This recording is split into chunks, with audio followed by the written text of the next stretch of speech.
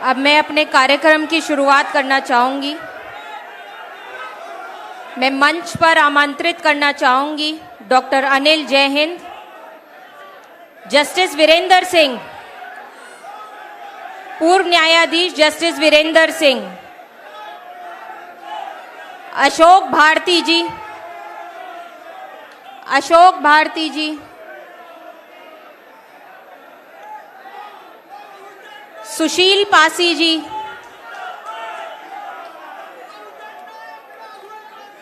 सुशील पासी जी, थोड़ी सी शांति प्लीज, आप लोग सुनिए। अशोक भारती जी, सुशील पासी जी, इसरार नियाजी नदीम जी, इसरार नियाजी साहब, प्रोफेसर रवि कांत जी, बैठ जाइए प्लीज, बैठ जाइए। ये कौन है? सुशील पासी जी।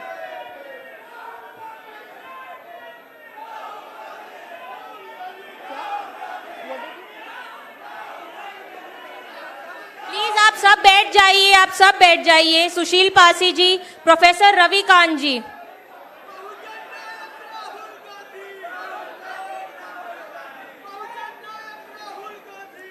Vice chancellor R K Sahu ji, vice chancellor R K Sahu जी,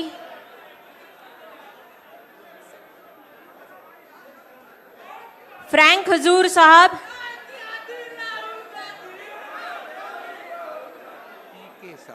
ओके सॉरी पी के साहू साहब, इसमें गलत लिखा हुआ था सर, सॉरी।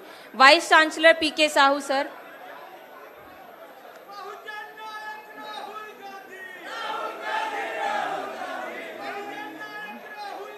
मीना कोटवाल जी,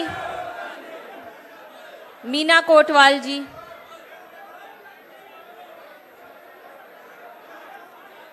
राजेश सचान जी, राजेश सचान जी,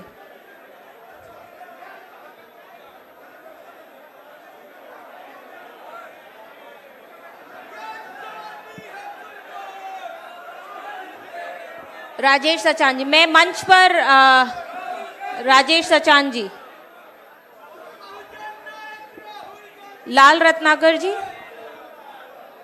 लाल रत्नाकर जी, हाँ जी। मैं 1 मिनट,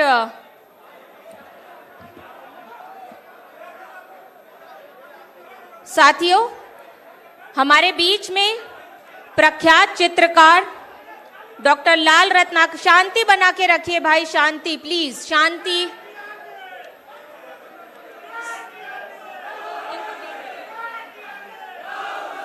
साथियों मेरी बात सुन लीजिए, बैठ जाइए। आदि आबादी का जो चित्र अभी हमारे बीच में जो प्रख्यात चित्रकार है डॉक्टर लाल रत्नाकर जी, उनके बारे में बताना चाहूंगी। दुनिया जैसी आबादी आदि आबादी कहती है, वही आदि आबादी उनके चित्रों में पूरी दुनिया बनती है। वो चित्र लाई जाए, प्रतिष्ठा जी, वो चित्र लाया जाए, अपने दर्द और अपने भीतर समेटे रखती है और कितनी सहजता से अपना दर्द छिपाए रखती है। कहने को वो आदि आबादी है, लेकिन शेष आदि आबादी यानी पुरुषों की दुनिया में उनकी जगह सिर्फ हाशिए पर दिखती है। जबकि हमारी दुनिया में दुख दर्द को लेकर उत्सव त्योहार तक हर अवसर पर उनकी उपस्थिति अनुप्रिय है।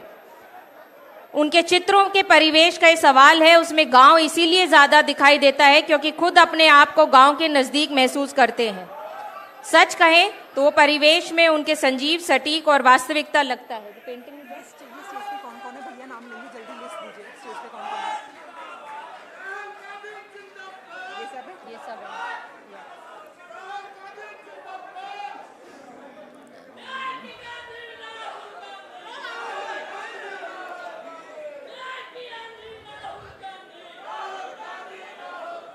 बहुत बहुत धन्यवाद लाल रत्नाकर जी। हाँ जी, बहुत पुराने सामाजिक योद्धा है ये। इनकी पेंटिंग्स जो हमारे समाज के बारे में बताती है वो बिल्कुल ही सही नजरिया है। मैं अब यहाँ पर बुलाना चाहूंगी अशोक भारती जी को, जो अभी तक हमारे पैनल डिस्कशन हुए उनको संक्षिप्त में 2 मिनट में रखने का काम करें। अशोक भारती जी।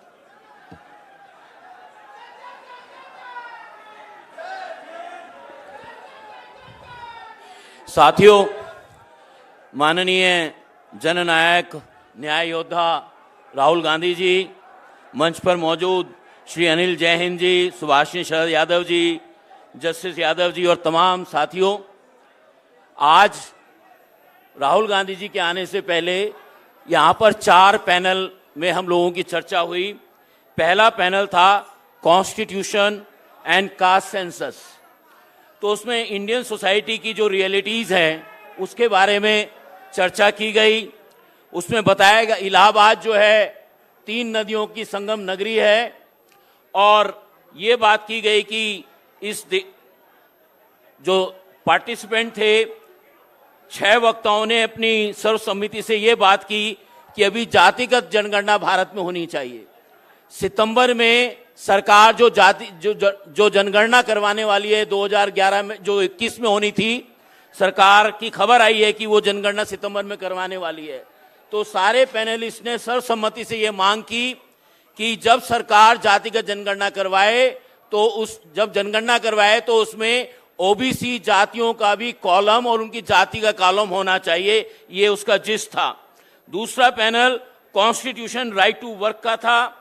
उसमें तमाम पैनलिस्ट ने 7 पैनलिस्ट थे, उन्होंने भारत में अनएम्प्लॉयमेंट को लेकर जो संकट है, नौजवानों में, शिक्षित नौजवानों में जो खास तौर से बेरोजगारी है, उसको लेकर अपनी चिंता जाहिर की और कहा कि जब तक लोगों में शिक्षा और वैज्ञानिक चेतना को लेकर काम नहीं किया जाएगा, शिक्षा, स्वास्थ्य और आजीविका की बात को सुनिश्चित नहीं किया जाएगा, तब तक रोजगार की बात करना बेमानी रहेगा। साथ के साथ ये भी बात की गई कि जैसे मनरेगा का कानून बना है, ऐसे ही educated unemployed youth guarantee act बनाना चाहिए। शिक्षित बेरोजगार नौजवानों के लिए रोजगार की गारंटी का कानून बनाना चाहिए। तीसरा पैनल संविधान और सामाजिक आर्थिक अधिकार पर था। उसमें 7 पैनलिस्ट थे। इस पैनलिस्ट ने संविधान को सामाजिक, आर्थिक और समानता का एक दस्तावेज, भारत का दस्तावेज मानते हुए ये बात की कि इसको वर्बेटिम भारत के संविधान को लागू करने की जरूरत है। अगर ये लागू किया जाएगा तभी इस देश में सामाजिक, आर्थिक और राजनीतिक न्याय हो पाएगा। पैनल में सरकारी और निजी क्षेत्रों में जो ठेकेदारी पर काम होता है, तो ठेकेदारी उसमें भी जो है सप्लाई चेन में, ठेकेदारी में और तमाम आर्थिक कारोबार में जो है अनुसूचित जाति, जनजाति, पिछड़ी जातियों के हिस्सेदारी और उनके बिजनेस की सुनिश्चित करने की बात की गई। चौथा पैनल जो हुआ महिला सशक्तिकरण संविधान पर था। इस पैनल में 6 पैनलिस्ट थे। इस पैनल में महिलाओं के सशक्तिकरण के लिए सुरक्षा, समानता और सम्मान और हिस्सेदारी की बात को जरूरी बताया गया। ये बताया गया कि पार्लियामेंट में केवल 12.6 वीमेन पार्लियामेंटेरियन हैं और सरकार ने जो महिलाओं की हिस्सेदारी के लिए कानून पारित किया है उसमें ओबीसी महिलाओं की हिस्सेदारी नहीं है, उसमें सुनिश्चित नहीं की गई है। और ये मांग की गई कि सरकार ने जो इसको 5 साल जब तक सेंसस नहीं होगा उसको भी मांग की गई कि उस कानून को बिना किसी विलंब के ओबीसी महिलाओं को हिस्सेदारी जाए, उसको लागू किया जाए। इसके बाद जो हमारा एक पैनल होना था, जिसके अब मुझे लगता है कि मोहब्बत की दुकान पर होने वाला था, अब मोहब्बत की दुकान के मालिक तो यहां बैठे हैं, हम उनको सुनना चाहेंगे। धन्यवाद। जय भीम, जय भारत। धन्यवाद अशोक भारती जी। मैं इनके बारे में बताना चाहूंगी। He is born and brought up in an extremely poor Dalit family. Ashok Bharti ji resigned from all India engineering services in 2007 to professionally organize Dalits and Adivasis across the country. He is founder and chairman of Nagdor. And he also led the Bharat Bandh in 2018 and now, which was few days ago on 21st August. And he addressed many high-level events in UN and other several groups. And he has been fighting and part of social justice group and spreading the Samvidhan Samman Sammelan across the country. साथियों, राहुल जी, पहले तो आपके घर में स्वागत है। गरीबों के लिए वरदान, वंचितों का सम्मान और हर नागरिक का अभिमान हमारा संविधान। संविधान सम्मान सम्मेलन में पधारे तमाम संविधान सिपाहियों को जय भीम, जय संविधान, जय भारत। इलाहाबाद वीरों की भूमि है। यह शहर आज़ादी के युद्ध का केंद्र था और बाद में अंग्रेजों के खिलाफ भारतीय स्वतंत्रता संग्राम का केंद्र था। यहाँ बड़े बड़े आंदोलन छेड़े गए। श्री राहुल गांधी जी का आज हम इस धरती पर स्वागत करते हैं, जिनका इलाहाबाद से बहुत पुराना रिश्ता है, क्योंकि ये उनके परिवार और उनकी पैतृक भूमि है। सबसे पहले हमारे बीच में उपस्थित हमारे जननायक राहुल गांधी जी को सलाम करती हूँ, जिनके अथक प्रयासों से आज भारत वासियों को विश्वास और न्याय मिलने जा रहा है। ये कहते हुए मुझे गर्व की अनुभूति होती है कि न्याय योद्धा श्री राहुल गांधी जी ने जब जब सरकार की गलत नीतियों का विरोध किया, हर बार संविधान विरोधी, जन विरोधी सरकारों का मुंह को खानी पड़ी है।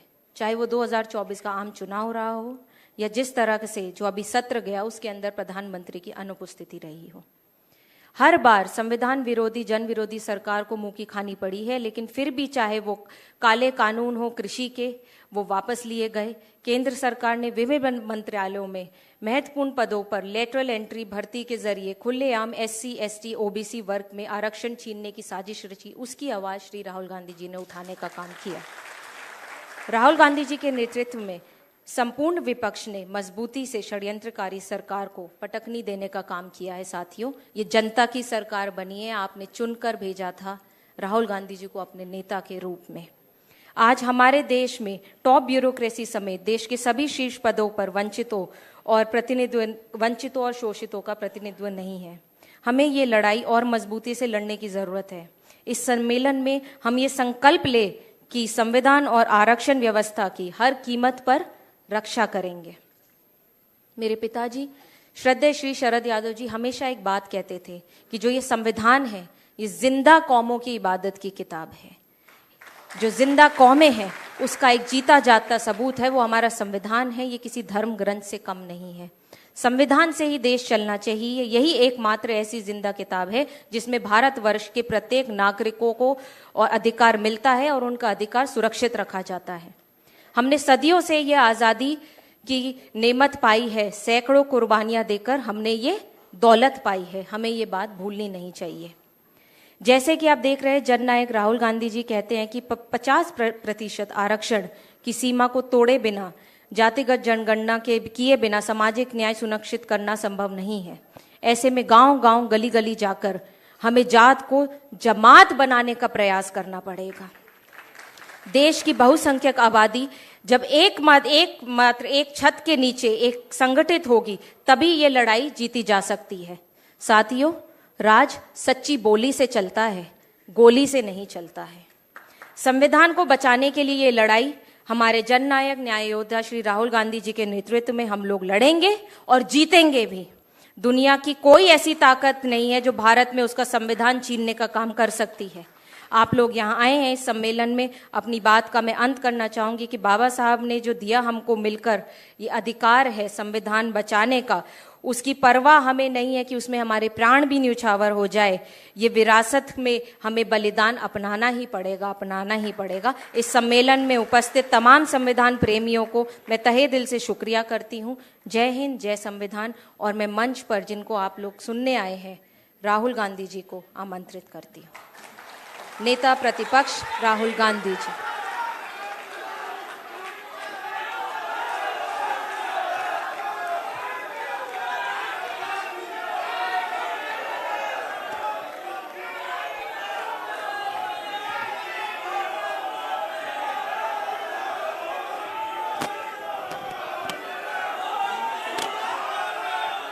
जस्टिस वीरेंद्र जी, अनिल जैहिंद जी, अशोक भाट जी, सुशील पासी जी, न्याजी नदीम जी, रविकांत जी, RK साहू जी,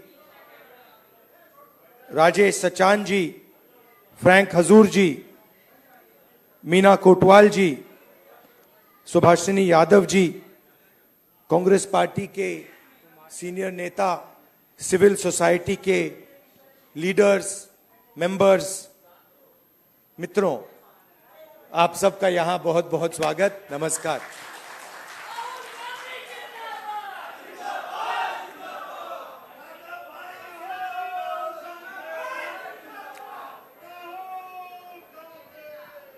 कुछ दिन पहले, सबसे पहले आपका बहुत बहुत धन्यवाद कि आप सब यहां डिस्कशन के लिए आए, मेरी बात सुनने आए। इसके लिए आपको पहले ही मैं धन्यवाद करना चाहता हूं।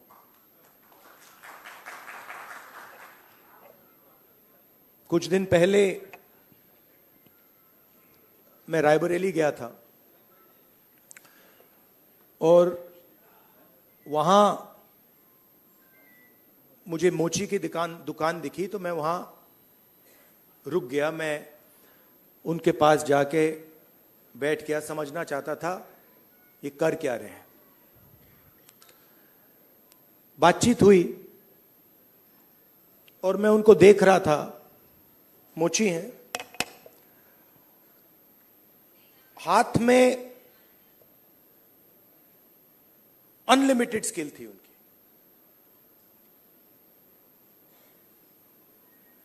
मतलब 30-40 साल का एक्सपीरियंस था। मैंने वो जूता लिया, मैंने बनाने की कोशिश की, वो मतलब सवाल ही नहीं उठता। मतलब मुझे 1-2 साल लग जाएंगे मतलब शुरू करने में। बातचीत हुई, मैंने पूछा क्या हो रहा है, कैसे चल रहा है। उन्होंने कहा ये जो मेरा बेटा है ये पहले मेरे साथ काम करता था, अब नहीं करता है, ये भाग गया, चला गया। तो मैंने कहा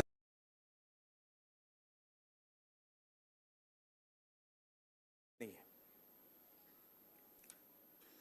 और फिर उन्होंने मुझे बोला कि राहुल जी, मेरी लाइफ में सिर्फ एक व्यक्ति ने, मेरे पिता ने मेरी रिस्पेक्ट की है और किसी ने मेरी रिस्पेक्ट नहीं की। और ये सब लोग मेरा मजाक उड़ाते हैं। तो मैंने कहा, उनसे कहा कि तुम्हें मालूम कैसे कि मजाक उड़ाते हैं? नहीं, कभी कभी तो मुझे सीधा बोल देते हैं और कभी कभी दूसरे लोग मुझे आके कहते हैं। मैं जब जा रहा था, मैं सोच रहा था इतना हुनर है, इतनी स्किल है और किसी से इनको इज्जत नहीं मिल रही। और ऐसे हजारों लोग हैं। और ये हिंदुस्तान में हर रोज हो रहा है। इस देश में हुनर की इज्जत है ही नहीं। जिसके पास स्किल है, जिसके पास हुनर है, जो काम करना जानता है, उसकी इज्जत है ही नहीं। रियलिटी है ये देश की। और ये सारे के सारे जो नेटवर्क्स हैं, 21वीं सदी में हम इसको नेटवर्क कह सकते हैं। चाहे ये बढ़इयों का नेटवर्क हो, मोचियों का नेटवर्क हो, धोबियों का नेटवर्क हो, इन सब में बहुत गहरी स्किल छुपी हुई है। हाथ मिलाने से पता लग जाता है। आप धोबी से हाथ मिलाइए, वो ऐसा दबाता है, हवा निकल जाती है। मैंने किया है। वो जैसे पकड़ता है, ऐसे लगता है कि भैया 10-15 लोगों ने पकड़ लिया हाथ। आप बढ़ई का हाथ पकड़िए, उसमें दिख जाता है।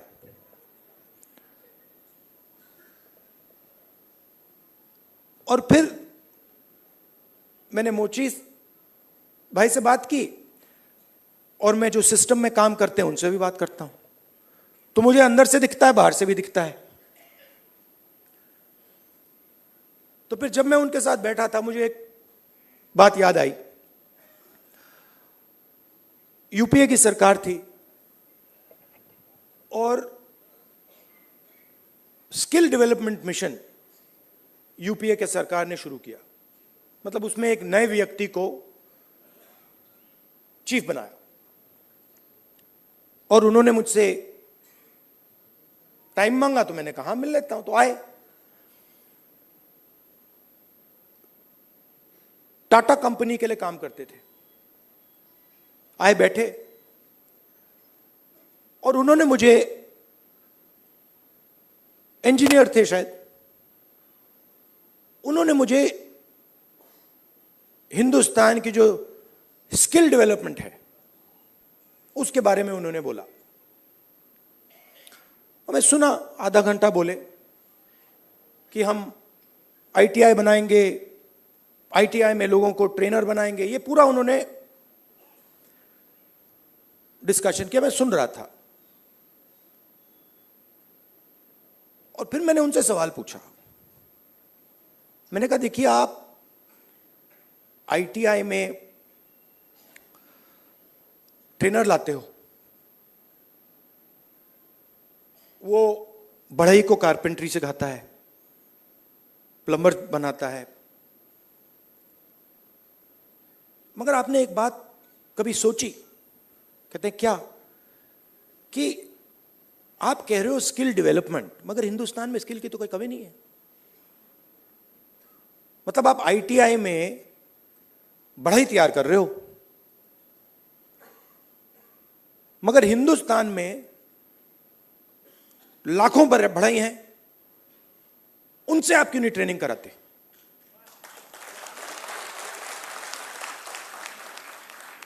तो ये थोड़ा चौंक गए। मतलब मैंने कहा मतलब बता देता हूं। मान लीजिए आपको नाई ट्रेन करने हैं, आप सर्टिफिकेशन सेंटर खोल दीजिए। हर डिस्ट्रिक्ट में आप एक सर्टिफिकेशन सेंटर खोल दीजिए और उत्तर प्रदेश के हर नाई को कह दीजिए, देखिए भैया, आप गुरु हो, आप शिष्य लो, उनको तैयार करो, अपनी दुकान में तैयार करो और फिर उनको सर्टिफाई करो। अगर आपके जो शिष्य हैं सर्टिफाई हो जाएंगे, आपको हम 100, 200, 500, 1000 रुपए बैंक अकाउंट में डाल देंगे। मतलब जो स्किल का नेटवर्क है उसका प्रयोग क्यों नहीं करते आप? बिल्कुल चुप हो गए। मतलब मुझे देख रहे थे कि ये मतलब व्यक्ति पागल है, इसको क्या हो गया। मतलब आप आईटीआई में, अच्छा मजे की बात बताऊं, ये जो हमारे ये मोची भाई हैं, इन्होंने मुझे बोला कि राहुल जी, मोदी जी ने नया प्रोग्राम शुरू किया, मुझे वहां बुलाया, मैं गया और फिर मुझे कहते हैं कि आपकी ट्रेनिंग कराएंगे। राहुल जी, मैं तो 40 साल से मोची का काम कर रहा हूं। सुनो, मैं वहां गया, वो जो उनका ट्रेनर था उसको मैं सिखा के आ गया।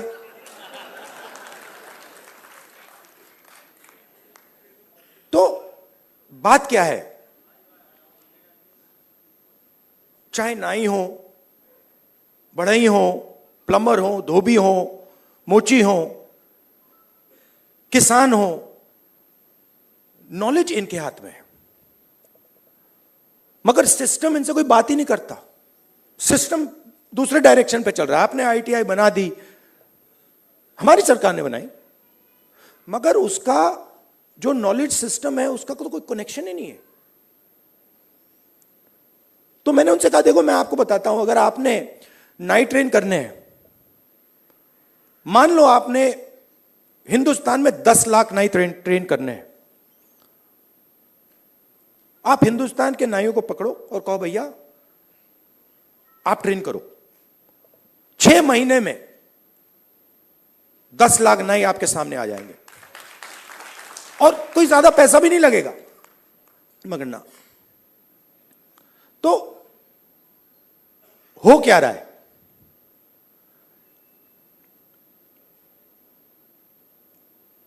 गाड़ी का इंजन होता है ना, उसमें सिलेंडर होते हैं। मोटरसाइकिल में कभी 1 सिलेंडर होता है, 2 सिलेंडर की होती है, ट्रक 8 सिलेंडर की, 10 सिलेंडर की होती है। हिंदुस्तान में मान लो हिंदुस्तान के इंजन में 10 सिलेंडर है, काम सिर्फ 1 सिलेंडर कर रहा है। मतलब 90% लोग बाहर बैठे हुए हैं और देख रहे हैं, और उनकी सिस्टम में कोई भागीदारी नहीं। उनके सिलेंडर में ना पेट्रोल मिलता है, ना मेंटेनेंस होती है, ना कोई चेकिंग होती है। एक सिलेंडर छोटा सा टक टक टक टक टक टक टक टक चल रहा है, कह रहे हैं भैया दुनिया में, और कहते हैं भैया सुपर पावर बन जाएगा। कैसे सुपर पावर बन जाएगा? 90% लोग सिस्टम के बाहर बैठे हुए हैं, हुनर उनके हाथ में है, स्किल उनके हाथ में है, ज्ञान उनके हाथ में है, उनका कोई कनेक्शन ही नहीं है। तो इसीलिए हमने जाति जनगणना की बात उठाई है। और थोड़ा कंफ्यूजन है, देखिए बीजेपी के लोग कह रहे हैं कि भैया देखो हम जाति जनगणना करेंगे, उसमें ओबीसी का सेक्शन दे देंगे।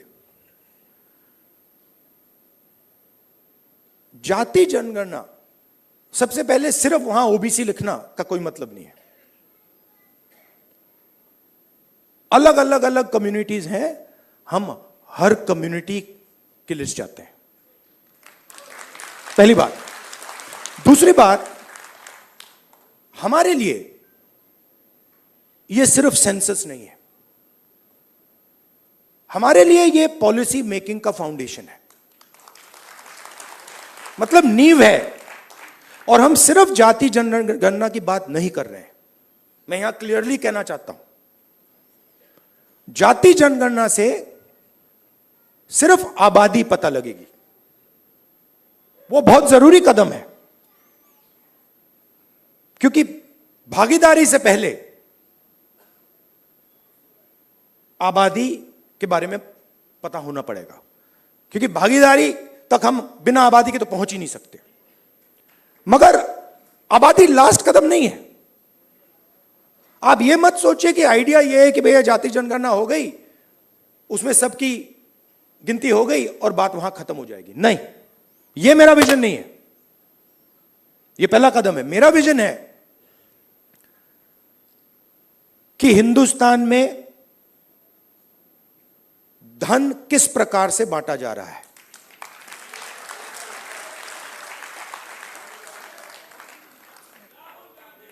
ओबीसी के हाथ में कितना है, दलितों के हाथ में कितना है, मजदूरों के हाथ में कितना है, पहली बात। दूसरी बात, हिंदुस्तान के जो इंस्टीट्यूशंस हैं, ब्यूरोक्रेसी हो, जुडिशरी हो, मीडिया हो, इसमें इन लोगों की कितनी भागीदारी है।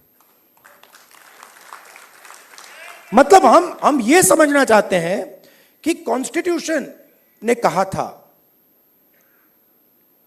कि एक व्यक्ति को एक वोट मिलेगा,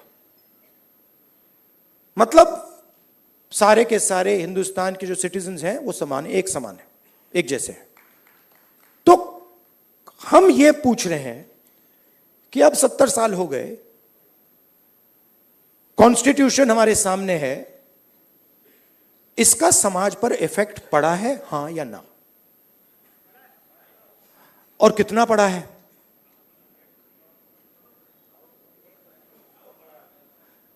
पड़ा है। मगर अगर मैं कॉर्पोरेट इंडिया को देखूं और लिस्ट निकालूं और हिंदुस्तान के 500 सबसे बड़े उद्योगपतियों की लिस्ट निकालूं, मैंने निकाला है, उसमें आपको एक भी दलित, एक भी आदिवासी, एक भी पिछड़े वर्ग का व्यक्ति नहीं मिलेगा। और सिर्फ कॉर्पोरेट इंडिया की बात नहीं कर रहा हूं, आप जुडिशरी देख लीजिए, कॉर्पोरेट इंडिया देख लीजिए, मीडिया देख लीजिए। आप मुझे बता दो, नेशनल मीडिया में दलित एंकर का नाम बता दो मुझे, आदिवासी एंकर का नाम बता दो, ओबीसी एंकर का नाम बता दो, कौन है बता दो। तो नैरेटिव बनाते हैं ना। आप देखिए, हिंदुस्तान में 50% आपने कहा कि आधी आबादी ओबीसी है, उसमें आप 15% दलित जोड़ दीजिए, 8% आदिवासी जोड़ दीजिए। माइनॉरिटीज की बात मैंने अभी की भी नहीं। 73 आता है। 73% दलित, आदिवासी, ओबीसी। कॉर्पोरेट इंडिया में 0, मीडिया में 0। आप हो ही नहीं। तो अब हम अगर पॉलिसी बनाएंगे और हिंदुस्तान की जो सच्चाई, जो रियलिटी है, उसकी बेसिस पे हम पॉलिसी नहीं बनाएंगे तो उसका क्या मतलब है? तो मैं आपसे यह कहना चाहता था कि जाति जनगणना हमारे लिए सिर्फ गिनती नहीं है। जाति जनगणना हमारे लिए पॉलिसी फ्रेमवर्क है और एक प्रकार से हमारा गाइड। जैसे कॉन्स्टिट्यूशन हमारा एक गाइड है जिसपे ये लोग रोज आक्रमण कर रहे हैं, जाति जनगणना, सोशो इकोनॉमिक सर्वे, इंस्टीट्यूशनल सर्वे, ये हमारा दूसरा गाइड होगा। और हमारा लक्ष्य है कि जो मैंने आपसे कहा कि 10 सिलेंडर की गाड़ी है, 9 सिलेंडर बंद पड़े हुए हैं, तो हमारा लक्ष्य है कि 10 के 10 सिलेंडर काम करें। आप मुझे बताओ, पूरा का पूरा बैंकिंग सिस्टम, पूरा का पूरा बैंकिंग सिस्टम, नरेंद्र मोदी ने 16 लाख करोड़ रुपए 25 लोगों का कर्जा माफ किया है। शेम, 16 लाख करोड़ रुपया। अच्छा, उन 25 लोगों में एक दलित नहीं था, एक आदिवासी नहीं था, एक पिछड़ा नहीं था, एक माइनॉरिटी नहीं था। तो पूरा का पूरा बैंकिंग सिस्टम 15 लोगों के लिए बनाया गया है। ये जो हमारे भाई हैं जो मोची का काम कर रहे हैं, जिनको पूरी लाइफ में इज्जत नहीं मिली, इनके लिए एक बैंक क्यों नहीं है जो इनकी मदद करे? कहे कि हम स्पेशलाइज्ड बैंक बनाएंगे सिर्फ इनके लिए। तो पॉलिसी मेकिंग फ्रेमवर्क का यह मतलब है, हमारा काम हिंदुस्तान की 100% आबादी की मदद करने का है। हमारा काम 5%, 10% आबादी की मदद करने का नहीं है। वो सरकार का काम हो ही नहीं सकता। और उसके लिए हमें इंफॉर्मेशन चाहिए। 21वीं सदी है, हमें डेटा चाहिए। डेटा है ही नहीं। आप नोट कीजिए, मैंने 2 चीजें कही हैं। मैंने कहा है कि जाति जनगणना, social economic state census, institutional census हम कराएंगे। और 50% का जो बैरियर है, जिसको हम एक्सेप्ट नहीं करते हैं, फ्रैंकली बोलूं तो इसको हम उड़ा के फेंक देंगे। ये 2 चीजें मैंने कही हैं। और मगर उसके बाद मैंने आज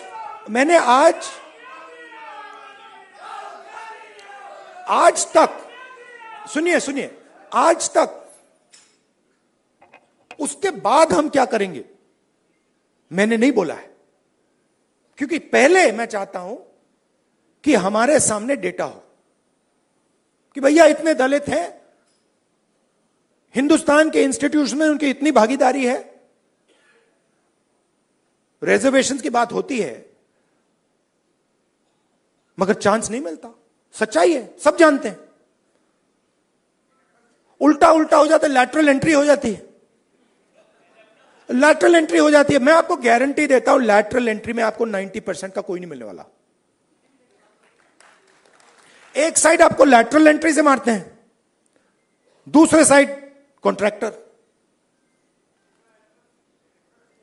तो मतलब नीचे देखो वहां पिटाई हो रही है, ऊपर देखो वहां पिटाई हो रही है, साइड देखो वहां पिटाई हो रही है, मतलब जहां भी देखो। और 90% आपकी आबादी है। अब अगर आपकी 10% होती तो कोई कह सकता हाँ भैया 10% आबादी है, ठीक है, बट 90% आबादी, आपके बिना देश ही नहीं चल सकता। और फिर मीडिया में आपको दिखेगा भैया, एक पहले क्या होगा, वो बॉलीवुड की बात करेंगे, वहां पे डांस गाना दिखेगा, उसमें भी आपको कोई 90% का नहीं मिलने वाला। कोई नहीं मिलेगा। मैंने चेक किया भाई, मैंने लिस्ट निकाली है। मैंने कहा भैया मिस इंडिया की लिस्ट निकाली मैंने कहा देखता हूं। मैं कहता हूं देखो यार, अच्छा अब कहते हैं मिस इंडिया की लिस्ट निकाली मैंने। सुनो सुनो, मैंने मिस इंडिया की लिस्ट निकाली। कहा ठीक है देखते हैं, मतलब माइनॉरिटी भी 90% में आती है मैडम, आप भी शामिल हैं। और आपको और शायद जो आपके साथ हो रहा है वो सबसे ज्यादा खराब है। मतलब आप पर तो डायरेक्ट आक्रमण हो रहा है, राइट? मगर आप भी 90% में हैं। तो मैंने लिस्ट निकाली मिस इंडिया की। मैंने कहा भैया इसमें तो होगा, मतलब एक दलित महिला तो होगी, एक आदिवासी महिला तो होगी ना दलित है, ना आदिवासी, ना ओबीसी, कोई नहीं। तो डांस गाना चलेगा वहां पे, कोई क्रिकेट की बात करेगा, कोई बॉलीवुड की बात होगी, किसानों की बात नहीं होगी, मजदूरों की बात नहीं होगी। आपने कभी मीडिया में मोची का इंटरव्यू देखा है? बस मेरे चैनल पे आ रहा है और किसी चैनल पे नहीं आ रहा। आप चाहे मोची हो, बढ़ई हो, प्लम्बर हो, धोबी हो, कभी नहीं दिखेंगे। और ये देश को चलाते हैं लोग। और फिर मीडिया में कहते हैं भैया मोदी जी गले लग गए, सुपर पावर बन गया। कभी वो यूक्रेन भागेंगे, कभी रूस भागेंगे, वो कभी गले लगेंगे और फिर भैया सुपर पावर बन गया, सुपर पावर बन गया। मतलब कैसे बन गया? 90% लोग मतलब शामिल ही नहीं है उसमें, बेरोजगार हैं, भूख लग रही है। तो पूरा का पूरा मतलब डिस्कशन वही 10-15 लोगों में होता है, वही एंकर हैं, वही एक्सपर्ट हैं, वो 5-6 लोग हैं, वही बात बोलते रहते हैं एक दूसरे से, और बाकी हिंदुस्तान देखता रहता है। इसलिए ऐसे डिस्कशन बहुत जरूरी है कि भाई 90% क्या सोच रहा है, क्या हो रहा है, क्या इश्यूज हैं, क्या मुद्दे हैं। अच्छा, आप एक और बात नोट कीजिए, किसी की टांग टूटती है, वो कहता है भैया मैं अस्पताल में जाके एक्सरे करना चाहता हूं। कभी कोई उससे कहता है नहीं करो एक्सरे? कभी नहीं, कोई नहीं कहेगा ना कि भैया एक्सरे मत करो। वो चिल्ला रहा है कि भैया मेरी टांग टूटी है, लोग कह रहे नहीं एक्सरे मत करो। नहीं, बट यहां ये हो रहा है, मैं कह रहा हूं जाति जनगणना करना है, एक्सरे करना है, सारी मीडिया वाले कह रहे हैं नहीं करना है। क्यों नहीं करना है? मतलब हमने उसके बाद एक शब्द नहीं बोला क्या करेंगे, हमने सिर्फ यह बोला कि भैया हमें डेटा चाहिए। दलित कितने हैं, आदिवासी कितने हैं, माइनॉरिटीज कितने हैं, जनरल कास्ट के लोग कितने हैं, गरीब जनरल कास्ट के लोग कितने हैं, और कौन सी संस्थाओं में बैठे हैं, बिजनेस में कितने हैं, बॉलीवुड में कितने हैं, मिस इंडिया में कितने हैं। बस हम पता लगाना चाह रहे हैं। सारे के सारे मीडिया वाले, मोदी जी कहते हैं नहीं भैया पता नहीं लगाओ, देश को बांट रहे हो। भाई 90% की हम बात कर रहे हैं, आप कह रहे हो देश को बांट रहे हैं। कैसे देश को बांट रहे हैं? मतलब हम सिर्फ ये कह रहे हैं कि भैया 90% लोगों के पास भागीदारी है, हां या ना, चेक करो। कहते नहीं देश को बांट रहे हो।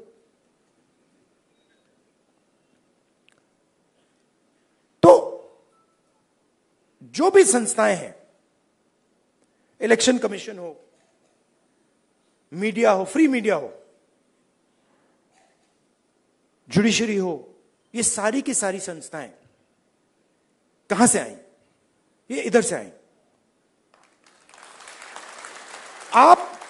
आप इसको मिटा दो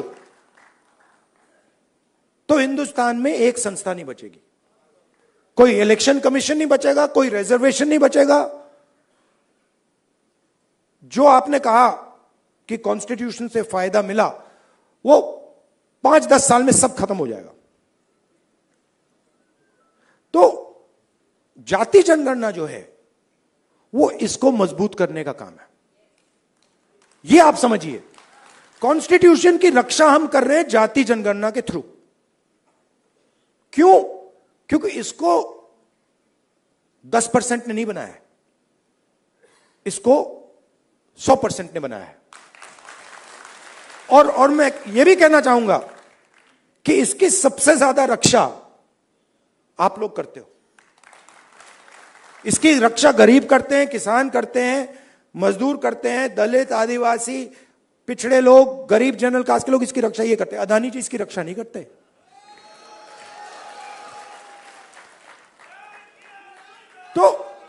तो जाति जनगणना जो है, जिसको कास्ट सेंसस कहते हैं, इंस्टीट्यूशनल सर्वे जो हम करवाना चाह रहे हैं, इकोनॉमिक सोशल सर्वे जो हम कराना चाह रहे हैं, वो सब इसकी रक्षा है। क्योंकि मुझे लगता है कि अगर हमने 90% को भागीदारी नहीं दी और 90% को हमने हिंदुस्तान के स्ट्रक्चर में शामिल नहीं किया, तो यह नहीं बचेगा। तो इसीलिए यह पैरेलल ट्रैक है। मुझसे किसी ने पूछा, आप संविधान की बात कर रहे हो और आप जाति जनगणना की बात कर रहे हो और आप रिजर्वेशन को 50% से बढ़ाने की बात कर रहे हो। मैंने कहा ये तीनों एक ही चीज है। ये दोनों जो चीजें हैं इसको बचाने की। क्योंकि अगर हम देश में 90% लोगों को भागीदारी नहीं देंगे तो ये नहीं बचने वाला। और हमारा लक्ष्य इसको बचाने का है। ये हिंदुस्तान के गरीब लोगों का प्रोटेक्शन है, किसानों का, मजदूरों का ये प्रोटेक्शन है। इसके बिना जैसे पहले होता था, राजा महाराजा के टाइम में जो मूड में आता था कर देते थे। वो मोदी जी मॉडल चलाने की कोशिश कर रहे हैं, महाराजा वाला, वो शहंशाह वाला मॉडल। हमने मोदी जी को यह करवा दिया।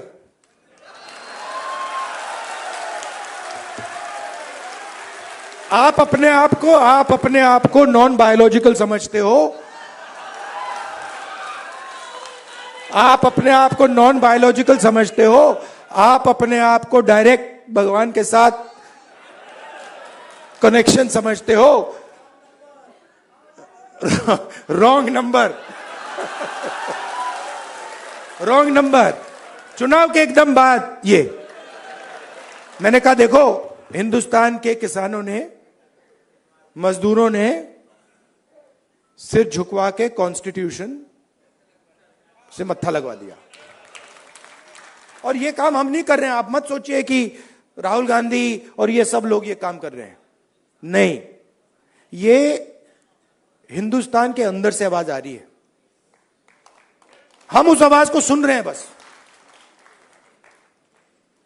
और ये जो स्ट्रेंथ है, जो शक्ति है, ये हिंदुस्तान के अंदर से आ रही है, हिंदुस्तान के गरीब लोगों से आ रही है, और इसको कोई रोक नहीं सकता। अब अगर कोई सोचे, मैं आपको बता देता हूं, पॉलिटिकल बात बता देता हूं, आप लिख लो।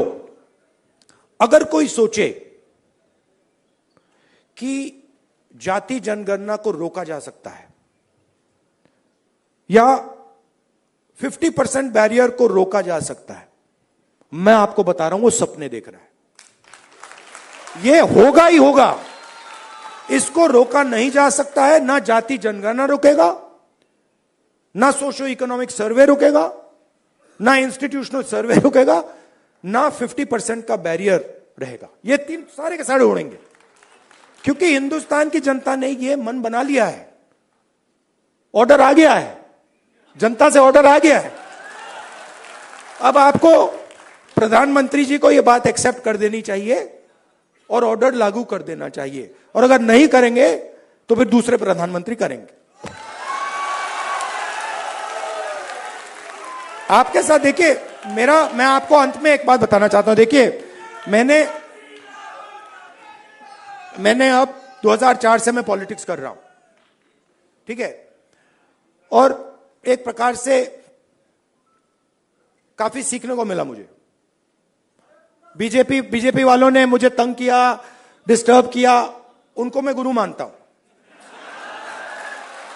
कि इन्होंने ही मुझे सिखाया, इनके बिना मैं नहीं सीख सकता था। मैं बता रहा हूं, आप लोग नहीं सिखाते मुझे, आप लोग मुझसे प्यार करते हो, आप नहीं सिखा सकते। उन्होंने मुझे सिखाया, तो वो एक प्रकार से मुझे उन्होंने डायरेक्शन दी, भैया क्या नहीं करना है, उधर देखो, वो नहीं करना। तो एकदम मुझे पता लग जाता है, मैं सुबह उठता हूं, क्या नहीं करना, उधर देखता हूं, अच्छा वो नहीं करना, ऑटोमेटिक है। वो मेरी ओर देखते हैं, कहते हैं भाई क्या नहीं करना, वो राहुल गांधी कर रहा, मत करो।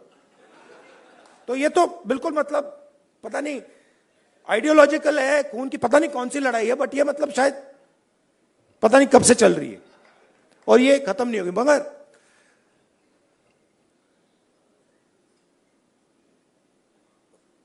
हर राजनेता के लाइफ में, हर में नहीं मगर जो सीरियस राजनेता होते हैं उनकी लाइफ में कभी कभी राजनीति से आगे चीज बढ़ जाती है। मैं जाति जनगणना राजनीति के लिए नहीं कर रहा हूं,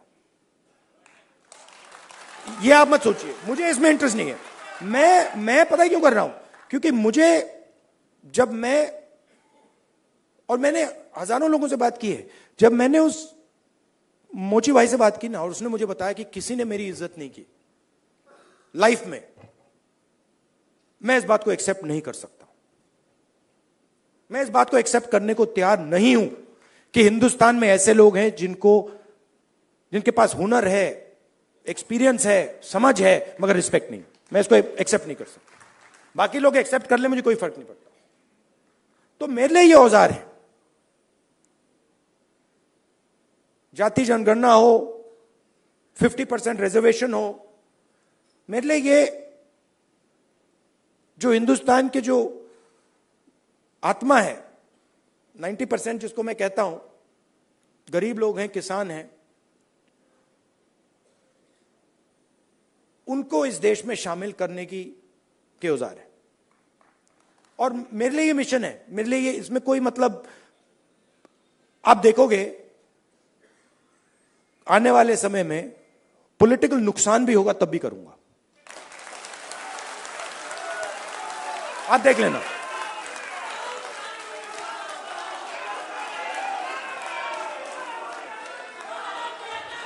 तो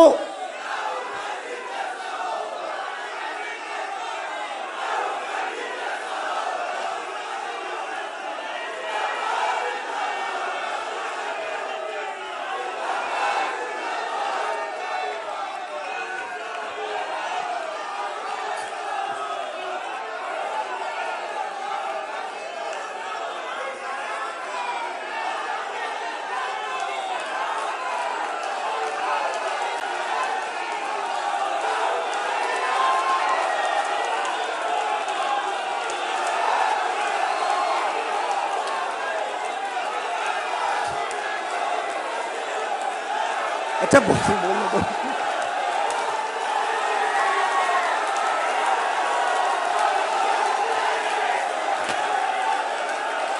क्या बोलने तो दीजिए।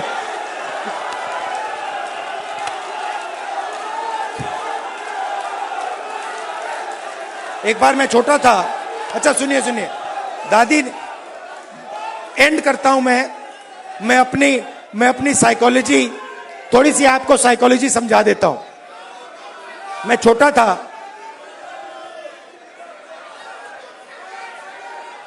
सुनिए थोड़ी सी मैं आपको, तो हुआ क्या, एक दिन एक जर्नलिस्ट आए मेरे पास, लव यू ब्रदर, एक जर्नलिस्ट आए मेरे पास, सीनियर जर्नलिस्ट हैं, तो वो मेरे पास आए, जो मैंने आपको अभी बोला ना, नुकसान हो जाएगा तो भी करूंगा, तो उसको समझा रहा हूं। तो सीनियर जर्नलिस्ट आए, बैठे मेरे पास, उन्होंने कहा राहुल जी, एक सेकंड भाई, आए मेरे पास सीनियर जर्नलिस्ट, और उन्होंने मुझे कहा राहुल जी,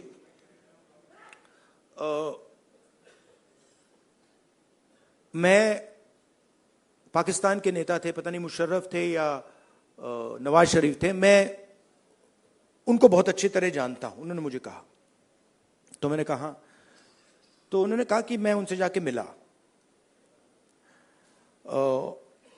और मैंने उनसे कहा कि देखिए, अगर आपने हिंदुस्तान और पाकिस्तान के बीच में पीस करवा दी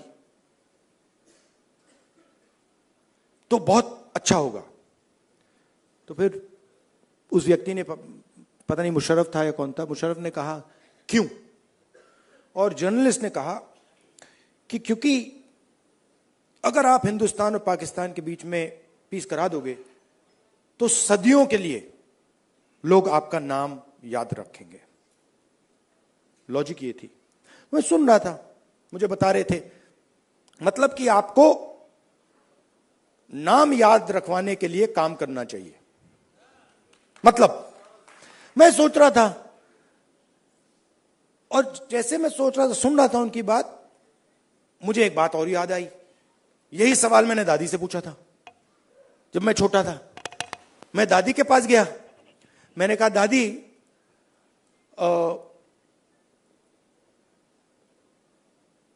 जब आप मरेंगी, मरने के बाद आपको कैसे याद, लोग कैसे याद करना चाहिए, लोगों को आप कैसे याद करना चाहिए? दादी का जवाब पता है क्या था? मैंने कहा आप क्या चाहती हैं कि लोग आपको कैसे याद करें? हां, नहीं, उनका जवाब था मैं चाहती हूं कि याद ही ना करें। मतलब क्लैरिटी थी, मैं काम याद करवाने के लिए नहीं करता हूं, मैं काम करने के लिए करता हूं। मुझे याद शाद का कुछ नहीं लेना देना। वो ये जो याद वाला है वो नरेंद्र मोदी जी का काम है। तो मुझे, मेरी थिंकिंग है कि हिंदुस्तान के 90% की जो शक्ति है वो हिंदुस्तान को बनाने में लगे। इंजन, पूरा इंजन स्टार्ट हो, 10 के 10 सिलेंडर चलें और लोगों को मजा आए कि भैया हिंदुस्तान है, इसमें भागीदारी है, इसमें रिस्पेक्ट है, इसमें आदर है और हम सब मिलकर इस देश को आगे ले जा रहे हैं। धन्यवाद, नमस्कार। मैं आग्रह करूंगी जस्टिस वीरेंद्र सिंह जी से कि वो आए और वोट ऑफ थैंक्स दे। जस्टिस वीरेंद्र, इधर जस्टिस साहब, इधर।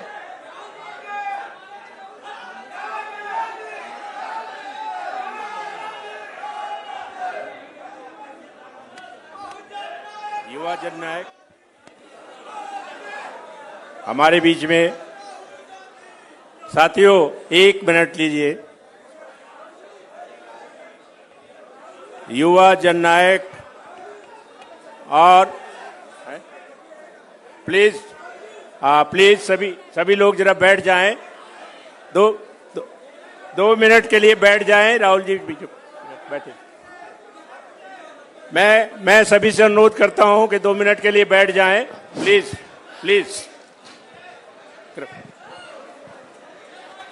कृपया बैठ जाएं। साथियों, अभी थोड़ा बैठ जाएं, अभी सत्र चालू है, थोड़ा बैठ जाएं, उसके बाद मिलेंगे। थोड़ा बैठ जाइए, थोड़ा प्लीज थोड़ा बैठ जाइए, प्लीज थोड़ा सा बैठ जाइए।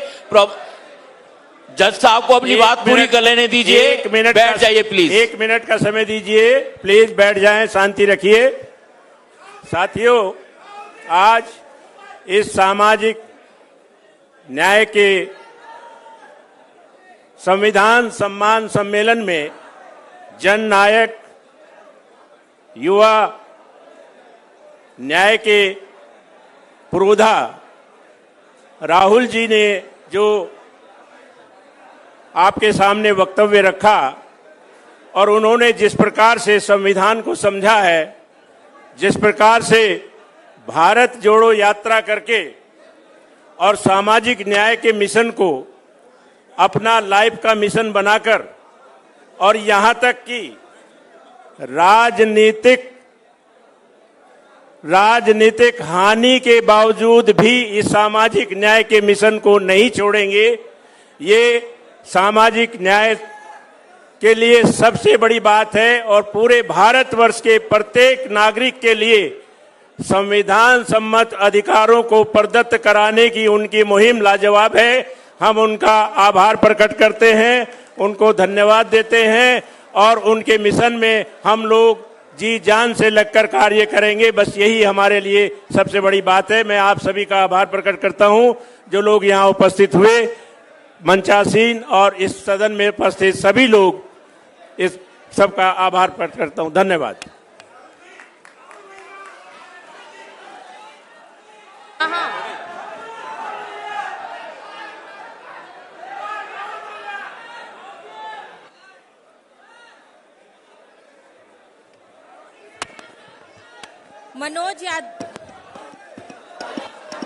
मनोज यादव जी, मनोज यादव जी,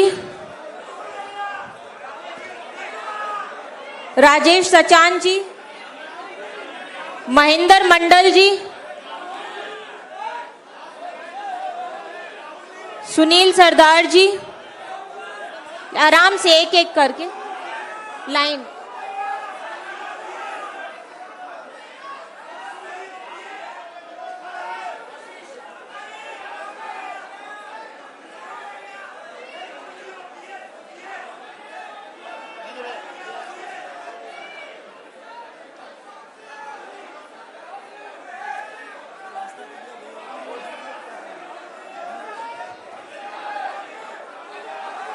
प्रोफेसर अवधेश शाह जी,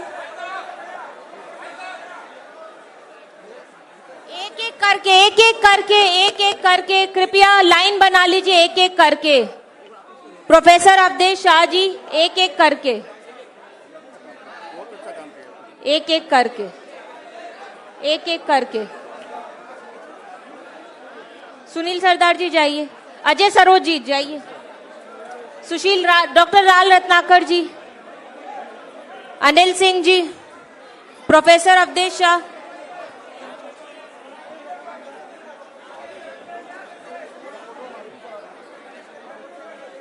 धर्मेंद्र यादव जी, चंदा यादव जी, सदफ जफर जी, हाँ सदफ जफर जी, हाँ आइए, अजरा मोबिन जी,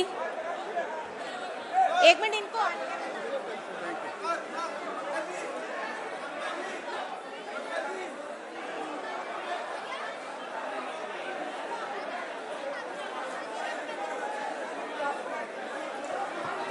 एक एक करके, एक एक, धर्मेंद्र कुशवाहा, सदफ जफर,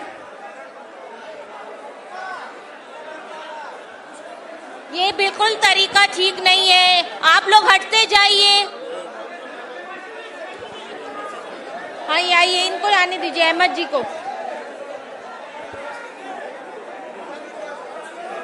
आप लोग एक एक करके हटते जाइए। मैं